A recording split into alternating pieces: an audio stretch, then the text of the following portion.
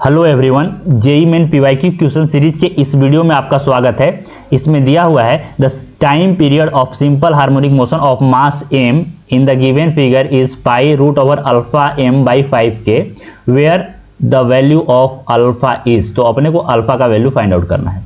तो देखो काफ़ी सिंपल है। पहले तो हम लोग यह समझ लेते हैं कि मान लेते हैं कि कोई एक स्प्रिंग मास सिस्टम है, ठीक है। इसका मास है m और स्प्रिंग कांस्टेंट है k। तो इसका जो टाइम पीरियड होता है वह होता है 2 pi root over m by k, ये होता है, ठीक है। अगर बहुत सारा यहाँ पे स्प्रिंग लगा रहे तो हम लोग इसको ऐसे लिख सकते हैं कि 2 pi root over m by k equivalent, ठीक है। तो अपने को यह जो गिवन फिगर है इसका के इक्विवेलेंट निकालना है।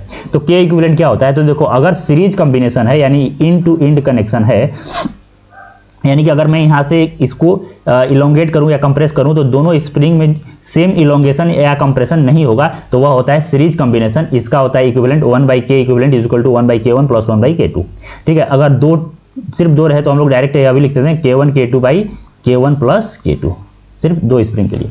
अगर पैरेलल कॉम्बिनेशन है, पैरेलल कॉम्बिनेशन समझने के लिए ऐसा समझो कि दोनों में सेम डिफॉर्मेशन होगा, ठीक है। यह हो सकता है कि एक में इलोंगेशन हो दूसरा में कंप्रेशन हो, या दोनों में कंप्रेशन हो या दोनों में इलोंगेशन हो, लेकिन जो भी होगा वह इक्वल होगा, तो वह पैरेलल कॉम्बिनेशन होता है। इसमें हम लोग सिंपली k1 प्लस k2 कर देते हैं, ठीक है। ऐसा समझो कि रेजिस्टर का जस्ट इन्वर्स होता है या उल्टा होता है, ठीक है। तो यहाँ पे जो मेरा मेन काम है वह निकालना है इसका के इक्विवेलेंट। तो ध्यान से देखो यहाँ पे यह दोनों जो के है यह क्या है?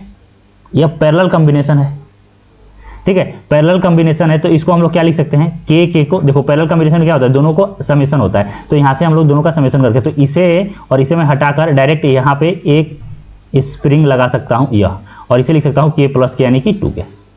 अब ध्यान से देखो तो यह 2k और k जो है वह किस में है?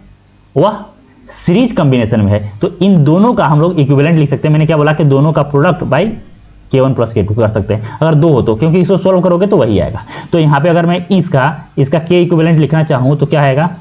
k इक्विवेलेंट आएगा तो 2k इंटू k भाई दोनों का समेशन यानी कि 3k।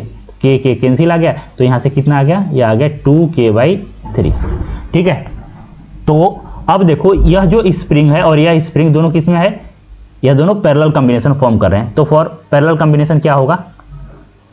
के इक्विवेलेंट जो नेट हम लोग निकाल रहे हैं, यह और यह दोनों पैरेलल कॉम्बिनेशन है। तो यहाँ से आ गया के प्लस इसका कितना आया था इस स्प्रिंग का टोटल का? 2k by 3, 2k by 3। तो यहाँ से आ गया यह 5 बाई 3k। अब इसको हम लोग यहाँ पे पुट कर देंगे तो जो टाइम पीरियड आएगा वह आएगा 2 pi root over m capital M दिया है, और यहाँ से यह आ गया 5k और बाई 3, तो यह आ गया, ठीक है।